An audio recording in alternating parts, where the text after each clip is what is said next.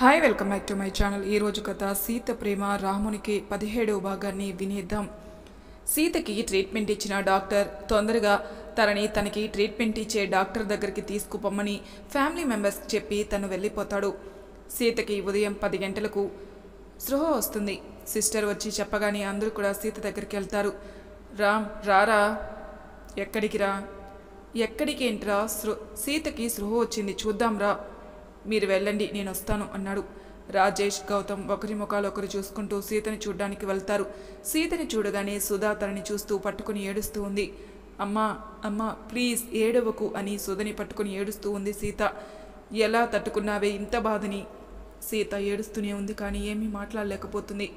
అమ్మా సీత, నీకు ఇంత కష్టం వచ్చిందని చెబితే మేము నీకు తోడుగా ఉండేవాళ్ళం కదమ్మా. నాకు నయం అవుతుందో కాదో తెలియని పరిస్థితి, అందుకే మీకు ఎవరికీ చెప్పకుండా వెళ్ళిపోయాను బామ్మ, సారీ అని తనని పట్టుకుని ఏడుస్తూ ఉంది. సీత తన నాన్నని మామయ్యని పట్టుకుని తన మనసు వేదన తీరేలా ఏడుస్తూనే ఉంది. అందరూ కాసేపటికి మామూలయ్యారు. రోజీ సీత దగ్గరికి వచ్చి, సీత నన్ను క్షమించు, నువ్వు రామన్నయ్యని బాధ పెడుతున్నావు అనుకున్నానే, కానీ నువ్వు ఎంతగా మానసికంగా బాధను భరించావో రాజేష్ చెబితేనే తెలిసింది అని రోజీ సీత చేతులు పట్టుకుని ఏడుస్తూ ఉంది. ఇందులో నీ తప్పు ఏమీ లేదు రోజీ. రామ్ బావా బాధని చూడలేక నువ్వు నా మీద కోపానికి వచ్చావు, కానీ లేకపోతే నువ్వే కదా నా బెస్ట్ ఫ్రెండ్వి అని సీత నవ్వుకుంటూ రోజీని హక్ చేసుకుంటుంది. అందరూ కూడా సీతతో మాట్లాడిన తర్వాత బామ్మ సీతకి జ్యూస్ తాగిస్తూ ఉంటుంది. సీత, రేపే మన ప్రయాణం, టికెట్స్ కూడా బుక్ చేశాను అని రాజేష్ తనతో చెబుతాడు. కానీ ఆ ఏవీ సీత వినడం లేదు. అప్పటికే సీతకి స్పృహ వచ్చి 3 గంటలు కావస్తుంది. బామ్మ ఏంట్రా? అది రామ్ గురించా? బామ్మ అలా అనగానే సీత తనని చూస్తూ అవును అన్నట్టుగా తలని ఊపుతుంది. గౌతమ్, రామ్ని పిలువు, సీత చూడాలి అంటుంది. అదే బామ్మ, చాలాసేపటి నుండి ఫోన్ ట్రై చేస్తున్నా కానీ తను లిఫ్ట్ చేయడం లేదు. ఫోన్ ఏంట్రా, వాడు బయట లేడా? లేడు బామ్మ. గౌతమ్, బావ ఎక్కడికి వెళ్ళాడు? తెలియదు సీత. నాకు స్పృహ వచ్చిన విషయం బావకి తెలుసా? తెలుసు. సీతకి టెన్షన్గా ఉంది, రామ్ ఎక్కడికి వెళ్ళాడని. అప్పటికే సాయంత్రం 4 కావస్తుంది, కానీ రామ్ ఇంకా హాస్పిటల్కి రాలేదు. అన్నయ్య, బావ గురించి ఏమైనా తెలిసిందా అని సీత రాజేష్ని అడుగుతుంది. లేదు సీత, గౌతమ్ వెళ్ళాడు, వెతికి తీసుకుని వస్తాడు, నువ్వు టెన్షన్ కాకు. సీత, కొంచెం ఈ పండ్ల ముక్కలు తిను అని బామ్మ తన చేతికిస్తుంది. సీత వాటిని విసిరి కొడుతూ కోపంగా, నాకేం వద్దు, అయినా నేను బావ గురించి అడిగేబట్టి చాలాసేపు అవుతుంది, కానీ నాకు ఎవరూ చెప్పడం లేదు, నేనే వెళ్ళి బావని వెతుక్కుంటాను అని సీత బెడ్ మీద నుండి లేచి బయటికి వెళ్ళడానికి ముందుకొస్తుంది. సీత ఆగు, ఏంటా పిచ్చి పని? నన్ను వదులన్నయ్య, నేను నా బావని చూడాలి అని సీత గోల్ చేస్తున్నప్పుడు రామ్ తన రూమ్ డోర్ దగ్గరుండి సీతను చూస్తూ ఉంటాడు. తనని చూడగానే సీత సైలెంట్ అయి తనని చూస్తూ ఏడుస్తూ ఉంటుంది. రామ్ని చూడగానే అందరూ కూడా సీతని వదిలివేసి బయటికి వెళ్ళిపోతారు. రామ్ సీత దగ్గరికి వచ్చి ముందు నిలబడతాడు. సీతకి బాధతో వచ్చిన కోపంతో రామ్ని తన గుండెలపై కొడుతూ, ఎక్కడికి వెళ్ళిపోయావు? నేను ఎంతసేపటి నుండి నీ కోసం చూస్తున్నానో తెలుసా అని సీత రామ్ని కొడుతూనే ఉంది.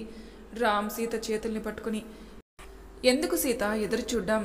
నేనేమీ నీలాగా చెప్పా చేయక దూరంగా వెళ్ళిపోవాలని అనుకోలేదు కదా. రామ్ అలా అనగానే సీత రామ్ కళ్ళలోకి చూస్తూ, అంటే ఇప్పుడు నువ్వు నన్ను టిట్ ఫర్ టాట్లా రివెంజ్ తెచ్చుకుంటున్నావా? అదేం లేదు, కానీ మెడిసిన్ వేసుకున్నావా అని రామ్ తన మెడిసిన్ చూడ్డానికి వెళ్తుంటే సీత రామ్ షర్ట్ కాలర్ పట్టుకొని, అంటే ఇక్కడ అడిగేదాన్ని కనిపించడం లేదా? సీత, ముందు నువ్వు మెడిసిన్ వేసుకో అని తనకి ఒక ట్యాబ్లెట్ తీసిస్తాడు. సీతకి రామ్ ప్రవర్తనతో కోపం వచ్చి ఆ ట్యాబ్లెట్ తీసుకుని నేలకేసి కొడుతుంది. రామ్ సీతను అలా చూసి మరొక ట్యాబ్లెట్ తీసిస్తాడు. సీత ఇంకా కోపంగా దాన్ని మళ్ళీ విసిరివేసి రామ్ని చెంపపై ఒక్కటి వేస్తుంది. సీత తనని కొట్టగానే రామ్ నెక్స్ట్ మినిటే తిరిగి సీతని లాగిపెట్టి కొడతాడు. సీతని రామ్ కొట్టగానే సీత ఏడుస్తూ మళ్ళీ రామ్ మరో చెంపపైన కొడుతుంది. రామ్ కూడా ఏడుస్తూ తిరిగి సీతని మరో చెంపపై కొడతాడు. సీత ఏడ్చుకుంటూ రామ్ని హగ్ చేసుకుని గట్టిగా పట్టుకుని ఏడుస్తూ ఉండిపోతుంది. రామ్ కూడా సీతని మరింతగా గట్టిగా పట్టుకుని ఉండిపోయాడు. కాసేపటికి ఇద్దరు కూడా వాళ్ళ దుఃఖం కొంత వరకు తీరాక, సీత, నేను కొన్ని గంటలు కనపడకపోతే నువ్వు ఇంతలా కంగారు పడ్డావు, మరి నువ్వు నాకు ఒక్క మాట కూడా చెప్పకుండా నాకు దూరం అయ్యావు, అది కూడా కొన్ని నెలల పాటు. మరి నేను పడ్డ వేదన కంగారు ఎలా ఉంటుందని సీత అని రామ్ తన కళ్ళలోకి చూస్తూ అడుగుతాడు. సీత రామ్ని చూస్తూ, సారీ బావా, నా వల్ల నీకు ఎప్పుడూ కష్టాలే, నా వల్ల నీవు ఎప్పుడు సంతోషంగా ఉండిందే లేదు అని సీత ఏడుస్తూ కింద గోడకు ఒరిగి కూర్చుండిపోతుంది. రామ్ సీత పక్కన కూర్చొని రామ్ తన గుండెల మీద పడుకోబెట్టుకుంటాడు. బావా, నాకు మాధవ్ గురించి నిజం తెలిసినప్పుడే నీ పట్ల నేను ఎంత దారుణంగా ప్రవర్తించానో తెలిసి చాలా బాధపడ్డాను. ఆ రోజే నాకు రాజేష్ కార్ ఢీ కొట్టడం, ఆ డాక్టర్కి ఏదో డౌట్ వచ్చి నాకు స్కానింగ్ చేయించాడు. అప్పుడే నాకు బ్రెయిన్ క్యాన్సర్ ఉందని తెలిసి చాలా ఏడ్చాను. అందుకే నిన్ను ప్రేమించే ఆ అమ్మాయిని వెతికి పెళ్లి చేయాలనుకున్నానే. కానీ ఆ రోజు నువ్వు హాస్పిటల్లో నాతో మాట్లాడిన మాటలను బట్టి నేనంటే నీకు ఎంత ప్రేమో తెలిసింది బావా. నీ ప్రేమ చూసిన తర్వాత నేను ఉన్నన్ని రోజులు నీతో నీ ప్రేమని పొందుతూ ఉండిపోవాలనిపించింది. కానీ ఏ రోజైతే నా తాలి నా నుండి దూరమైందో అప్పుడే తెలిసింది నాకు ఎప్పుడో నువ్వు నా గుండెలోకి వచ్చేసావని. రామ్ని మరింతగా హత్తుకుంటుంది సీత. బాబా, ఆ రోజు మన పెళ్లి జరిగేటప్పుడు నాకు నీ మీద ఎలాంటి ఫీలింగ్స్ లేవు. కానీ ఏ రోజైతే నువ్వు గుళ్ళో నా మెల్లో 3 ముళ్ళు వేశావో ఆ రోజు నిన్ను నా భర్తగా మనస్ఫూర్తిగా స్వీకరించాను బావా. అందుకే ఆ రోజు నీతో నా పూర్తి ఇష్టంతో నీ దాన్ని అయ్యాను అని రామ్ కళ్ళలోకి చూస్తూ తన నుదుటి మీద ముద్దు పెట్టుకుంటుంది. ఆ రోజే అనిపించింది బావా, ఎలాగైనా నీతో 100 ఏళ్ల జీవితం పంచుకోవాలని. కానీ నాకు సర్జరీ చేస్తే 50-50 ఛాన్స్ ఉందని చెప్పారు. అందుకే నీకు నా విషయం చెప్పి ఒకవేళ నాకేమన్నా అయితే నువ్వు ఏమైపోతావో అని భయం వేసింది. అందుకే నీకు చెప్పకుండా రాజేష్ సాయంతో నీకు దూరంగా ట్రీట్మెంట్ తీసుకోవాలని తనతో లండన్ వెళ్ళాను. ఒకవేళ నాకేమైనా అయినా నీకు తెలవద్దని, సర్జరీ సక్సెస్ అయితే నేనే నీ దగ్గరికి రావాలనుకున్నాను. ఒకవేళ నువ్వు వచ్చేసరికి నేను వేరే ఎవరినైనా పెళ్లి చేసుకుంటే. ఆ మాట రామ్ అనగానే సీత రామ్ కళ్ళలోకి చూస్తూ, నువ్వు చేసుకోలేవు బావా, నాకు తెలుసు. నా కోసం ఎదురు చూస్తూ ఉంటావు, కానీ మరొకరిని నీ జీవితంలోకి రానివ్వవు. కానీ నాకు తోడుగా నువ్వు లేకపోతే నేనేంటో నాకు అప్పుడే తెలిసింది బావా. ట్రీట్మెంట్లో భాగంగా ఇచ్చే రేడియోథెరపీ, కీమోథెరపీలు నా శరీరం తట్టుకోలేదు. అందుకే ట్రీట్మెంట్ కూడా సరిగ్గా చేయించుకోలేకపోయాను. నేను రాజేష్ బెంగళూరుకి మరో డాక్టర్ని కలవడానికి వచ్చినప్పుడు గౌతమ్ నన్ను చూసి నిలదీస్తే అసలు విషయం చెప్పాల్సి వచ్చింది. మరి ట్రీట్మెంట్ మధ్యలో ఎందుకు వచ్చావు అని రామ్ సీతని అడగగానే, ఎందుకంటే నా బావ తన ప్రేమ పందెంలో ఓడిపోవద్దని వచ్చాను. సీత, అక్కడ జరిగే నీ ట్రీట్మెంట్ కన్నా నా తెలివి తక్కువ పందెం ఎక్కువగా అనిపించిందా నీకు? లేదు బావా, నాకు ఆ ట్రీట్మెంట్ వల్ల నేను బతుకుతానన్న నమ్మకం నాకు పోయింది. అందుకే ఉన్న కొన్ని రోజులైనా నీ ముందు ఉండాలని వచ్చాను. సీత, నిజం బావా, నీకు తెలుసా, నువ్వు చేసే అల్లరంతా నేను బాగా ఎంజాయ్ చేశాను. కానీ నాకు సరిపోలేదు బావా. సరిపోలేదా ఏంటి? నీ చిలిపి చేష్టలు బావా అని సీత రామ్ బుగ్గల్ని లాగుతూ చెబుతుంది. సీత ఎన్నో రోజులుగా తన మనసు పడిన వేదనంతా పోయేలా రామ్ గుండెల మీద పడుకొని పోయింది. బావా, బావా, నా మీద కోపంగా ఉందా? ఉంది. సారీ బావా. నాకు సారీ ఇలా చెప్తే నచ్చదు కదా. రామ్ మాటకి సీత ఒక్కసారి తన మీద నుండి లేచి, ఓయ్ బావా, ఇది హాస్పిటల్. అబ్బా, ఇప్పటి వరకు నీకు గుర్తులేదా అని రామ్ సీత తలని తన తలతో చిన్నగా తడతాడు. ఇప్పటి వరకు వేరు, కానీ ఇప్పుడు నువ్వు బయట గౌతమ్ ఉన్నాళ్లే, తను ఎవరిని లోపలికి రానివ్వడు. కానీ లేదు, గీనీ లేదు. ఇప్పుడు ఇస్తావా లేకపోతే నేను నీకు సారీ చెప్పనా అంటే అని సీత అడగగానే రామ్ ఒక్కసారిగా సీతని తన మీదకి లాక్కొని తన ప్రేమనంతా ముద్దు రూపంలో సీతకిస్తాడు. ఒక 4 నిమిషాల తర్వాత సీత ఆయాసపడుతూ, బావా, నువ్వు ఇంత మొండివానిగా తయారయ్యావని రామ్ని పట్టుకుని ఉండిపోయింది. సీత, నాకు ఒక కోరిక ఉండేది తెలుసా? అవునా, ఏంటి బావా అది? నాకు నీతో ప్రేమికునిగా ఉండాలని ఉండేది. నాకు అర్థం కాలేదు బావా. అంటే నిన్ను ప్రేమించిన ప్రేమికునిగా నీతో కొన్ని రోజులు గడపాలనుంది. ప్రేమికునికి భర్తకి తేడా ఏంటి బావా? ఉంది. భర్త పోస్టులో బాధ్యత ఉండాలి. అవునా, మరి ప్రేమికుని పోస్టులో? అది చెప్పలేం, అనుభవిస్తేనే తెలుస్తుంది. సరే అయితే మనం కొన్ని రోజులు ప్రేమికులుగా ఉందాం బావా. సరేనా మరదలా? ఓకేరా బావా. రానా? అవును, మరి ఇప్పుడు నువ్వు నా లవర్వి కదరా అని సీత చెప్పగానే రామ్ తనని మరింతగా దగ్గరికి తీసుకొని ఇద్దరు మనస్ఫూర్తిగా నవ్వుకుంటూ ఉంటారు. సీత, నాతో డేట్కి వస్తావా? వావ్, సూపర్ బావా. ఎక్కడికి వెళ్దాం? ఊటీ, వైజాగ్, కేరళ, ఎక్కడికి వెళ్దాం చెప్పు బావా. రామ్ నవ్వుకుంటూ సీత కళ్ళలోకి చూస్తూ, లండన్ వెళ్దాం. సీత అనుమానంగా రామ్ కళ్ళలోకి చూస్తూ ఉంది. ఏంటే అలా చూస్తున్నావు? నన్ను తీసుకుపోయేది డేట్కా ట్రీట్మెంట్కా? రామ్ సీత ముఖాన్ని చేతుల్లోకి తీసుకుని తన నుదుటి మీద ముద్దు పెట్టి, రెండిటికి అన్నాడు. అంటే అటు నీ ట్రీట్మెంటు, ఇటు మన డేటు అన్నాడు. వద్దు బావా, ఆ థెరపీలు నేను తట్టుకోలేకపోతున్నాను. సీత, అప్పుడు నువ్వు ఒక్కదానివే కానీ ఇప్పుడు నీకు ఈ రామ్ తోడుగా ఉంటాడు, సరేనా? కానీ బావా, నాకు ఏమన్నా? సీత నోటికి తన చేతిని అడ్డుపెట్టి సీత తలని తన గుండెల మీద పెట్టుకుని ఇప్పుడు చెప్పు. సీత కాసేపు రామ్ గుండె సవ్వడిని విన్న తర్వాత రామ్ కళ్ళలోకి చూస్తూ నాకేం కాదు బావా, కానివ్వవు, నువ్వు నాతో ఉన్నన్ని రోజులు అని సీత రామ్ని పట్టుకుని పడుకునిపోయింది. సీతని అలా చూసిన రామ్ తను కూడా సీతని పట్టుకుని అలాగే గోడకి ఒరిగి నిద్రపోయారు. చాలా రోజుల తర్వాత ఇద్దరు ఆదమర్చి నిద్రపోయారు.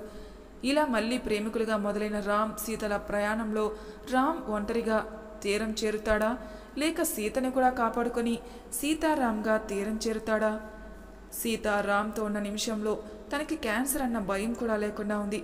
బహుశా అదేనేమో మనల్ని ప్రేమించేవారు మన వెంట ఉండే ధైర్యం. హాస్పిటల్ నుండి ఇంటికి వస్తారు. సీతకి రామ్తో ఉండడం వల్ల తన మనసు పడే సంతోషం అంతా ఇంతా కాదు. బావా, మనం గుడికి వెళ్దామా? ఎందుకు? ఊరికే దేవునికి ఒక థ్యాంక్స్ చెప్పొద్దాం. దేనికి సీత, నీకు ఈ క్యాన్సర్ ఇచ్చినందుక అని రామ్ సీతని గట్టిగా పట్టుకొని తన కళ్ళ వెంట కన్నీటిని తుడుచుకుంటాడు. సీతకి అప్పటి వరకు గుర్తులేదు తనకి క్యాన్సర్ ఉందని.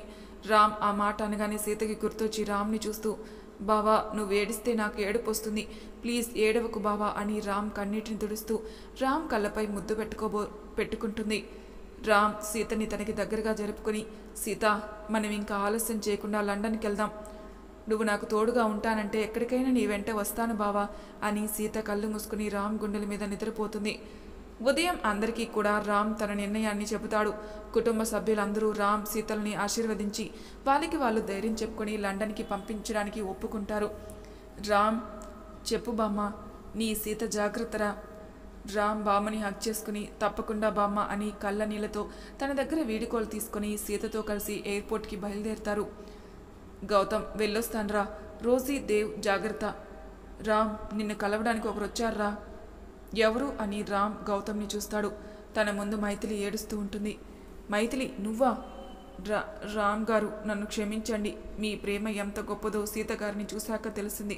ఒకరి కోసం ఒకరుగా మీ ఆలోచనలు చూసిన తర్వాత మీ ప్రేమ ఎంత స్వచ్ఛమైనదో అర్థమైంది. నన్ను క్షమించండి.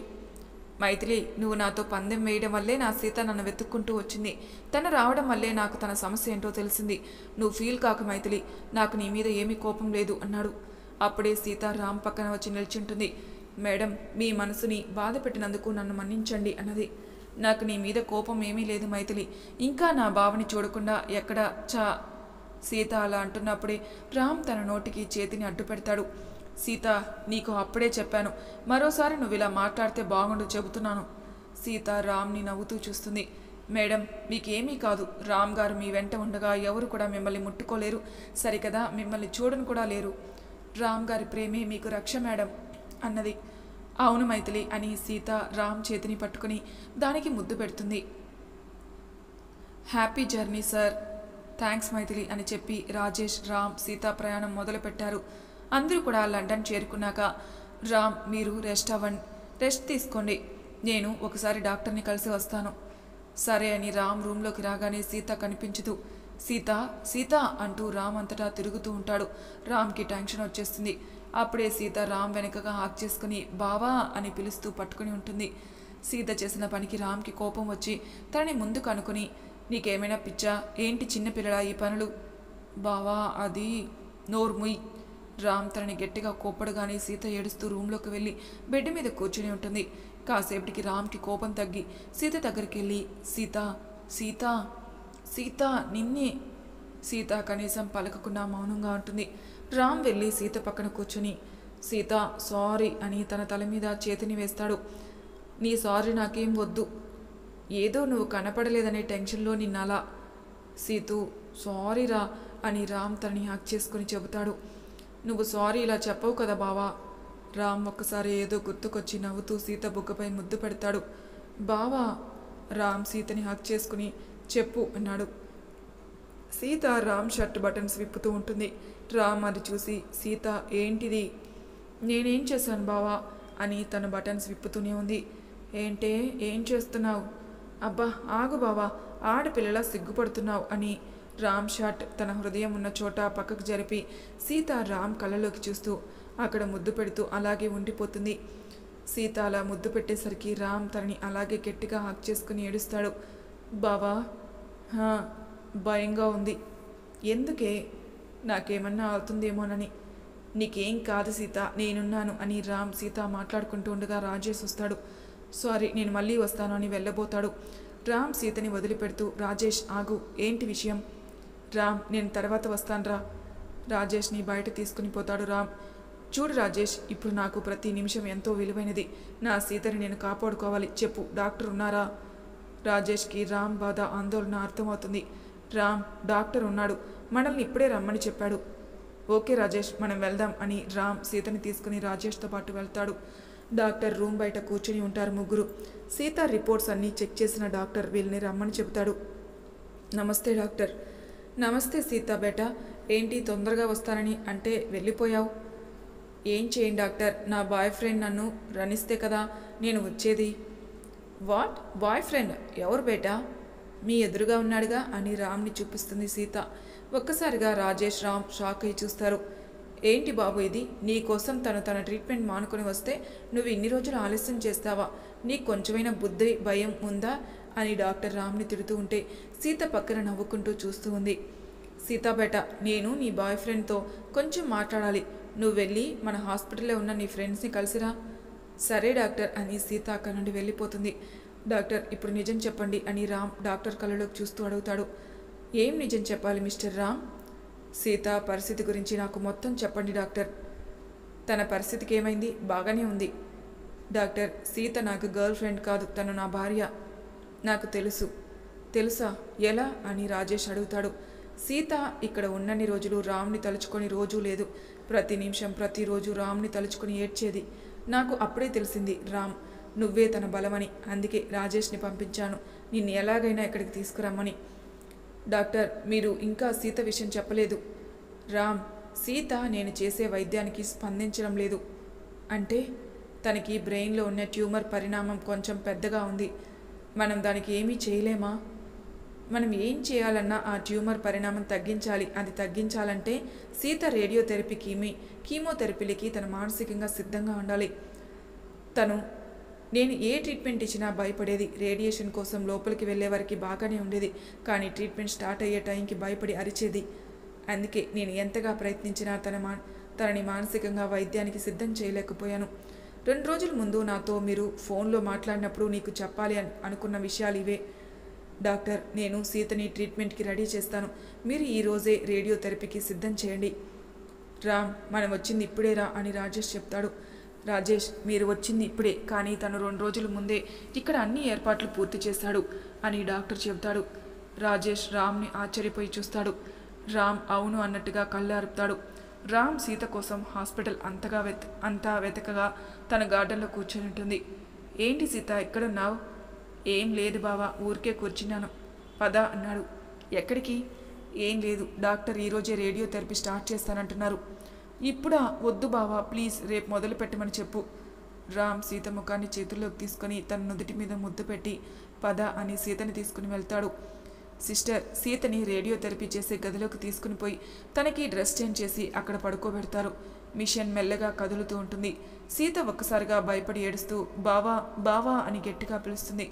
డాక్టర్ వెంటనే రూమ్ డోర్ ఓపెన్ చేసి రామ్కి విషయం చెబుతాడు. రామ్ వేగంగా సీత దగ్గరికి వెళ్ళేసరికి తను ఏడుస్తూ రూమ్లో ఒక పక్కగా కూర్చుని పోయింది.